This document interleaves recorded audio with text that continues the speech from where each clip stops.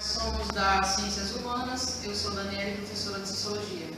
Eu sou o professor Marcos Pinotti, de Geografia, e o questionamento é: qual a educação que nós queremos para o Brasil, para o Estado e para o nosso município? Eu sou Cimeli, professora de História e Filosofia.